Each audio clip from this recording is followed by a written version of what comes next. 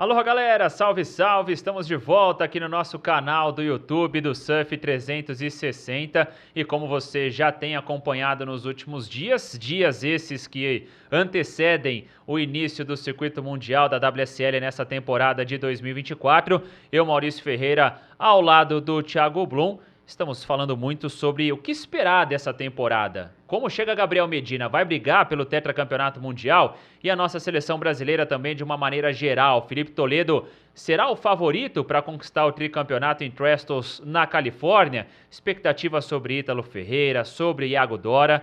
Mas o assunto desse vídeo de hoje aqui do canal do Surf 360 no YouTube, meu caro Thiago Blum, é para falar um pouquinho sobre os adversários brasileiros. Quem pode, talvez, colocar água no chope do Brasil nesse ano de 2024. Lembrando que tivemos no top 5 da última temporada, no WSL Finals, Griffin Colapinto, Ethan Ewing e Jack Robinson. Lembrando, claro, que é uma temporada especial também pela disputa dos Jogos Olímpicos de Paris, na França, mas com o surf sendo realizado em Teahupo'o, no Tahiti. Tudo bem, Blum? Um abraço. Tudo bem, Mal, pessoal ligado aqui no nosso canal. Cara, eu acho difícil ter uma grande mudança na disputa do circuito mundial para esse ano. Eu acho que o Brasil segue como principal favorito, com os principais favoritos ali à busca do título. Os adversários, os gringos mais perigosos, na minha opinião, são esses três mesmos que disputaram o Top Finals do ano passado. Jack e Ethan pela Austrália e o Griffin Colapinto pelos Estados Unidos. E, claro, sem esquecer John Florence, que tecnicamente está acima desses três, inclusive, na minha opinião. Só que o John no circuito mundial não tem mostrado uma intensidade, uma frequência e uma regularidade para disputar títulos.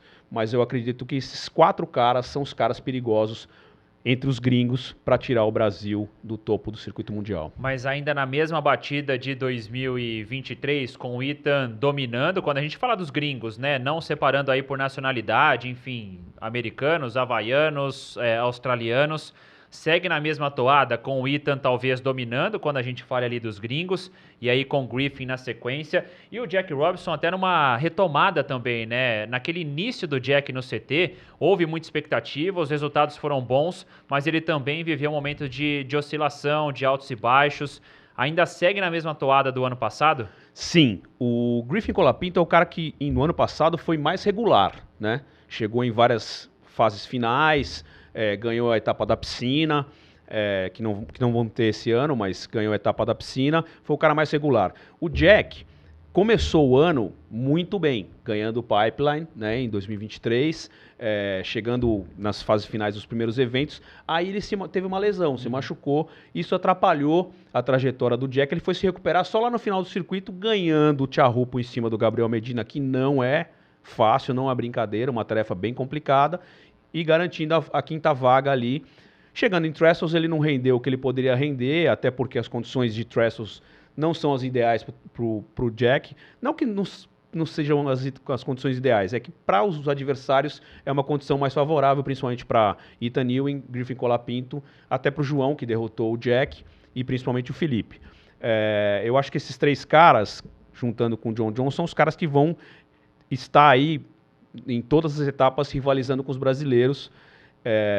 Como eu disse, o Griffin muito regular em todo tipo de condição, o Jack ondas de consequência um pouquinho mais destacado, e o Ethan Ewing em questão de estilo, em questão de abordagem, em questão de manobras e surf mesmo do dia a dia e das competições, foi o cara que mostrou uma regularidade muito grande, ganhou Bells, né?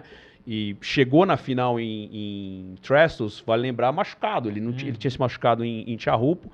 Ficou todo mundo na dúvida, será que o Ethan vai chegar com condição de surfar com excelência? E surfou maravilhosamente bem, tirou o João, tirou o Griffin Colapinto e fez frente para o Felipe. É que o Felipe realmente estava num estágio acima e mereceu o título. Mas eu acredito que os gringos são esses caras que podem atrapalhar os brasileiros. E é uma temporada diferente porque em meio a tudo isso de circuito mundial temos Olimpíada em Teahupo'o, no Tahiti, competição que, pela WSL, o Jack Robinson venceu na última temporada. é um local que entre os brasileiros o Gabriel domina, né? O Felipe Toledo e o João Chumbinho, que já são os dois classificados, nunca venceram naquele pico. O Gabriel é que tem o domínio maior e o Gabriel ainda vai buscar uma classificação via ISA Games em Porto Rico a partir do dia 23 de fevereiro.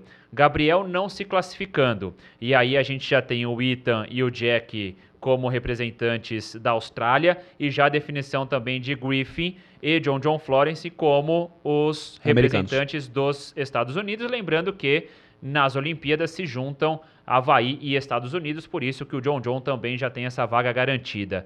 Se olha com mais atenção para o John, porque ele está fora num primeiro momento quando a gente fala de uma competição a longo prazo como o circuito mundial e ficam dúvidas sobre a questão física do John depois de tantas lesões na carreira.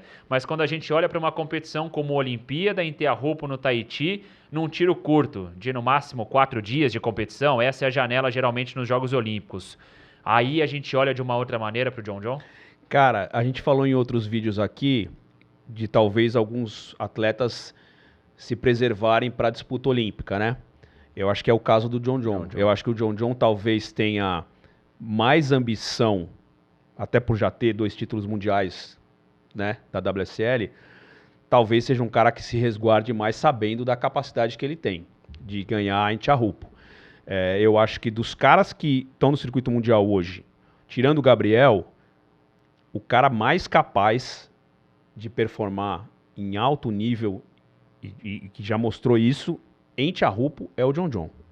Eu diria que se o Gabriel for à Olimpíada, seria um grande duelo entre os dois. Coloca o Chumbinho também muito bem e o Jack Robinson com capacidade de estar ali liderando essas equipes, a busca pela medalha. Mas se o Gabriel não for, eu acho que o John seria o meu principal favorito à Olimpíada. Falando do circuito mundial ainda, eu estou muito curioso para ver como a invasão dos jovens americanos, o que vai causar a invasão desses caras no circuito, como eles vão se comportar. Porque Collie Hausmann ganhou o circuito do Challenger Series de braçada, com tranquilidade. Em 2023 mostrou um surf incrível. Quero ver como é que ele vai se comportar na primeira divisão, na Elite, em formatos diferentes, em outro tipo de competição, em outro tipo de ondas. Com ele vem Cade Madison e o irmão do Griffin, o Crosby Colapinto. Esses 3 realmente fizeram um barulho absurdo na divisão de acesso. Quero ver como eles vão se comportar. Os outros novatos, o Eli Hanneman, que é o havaiano, acho que não tem muito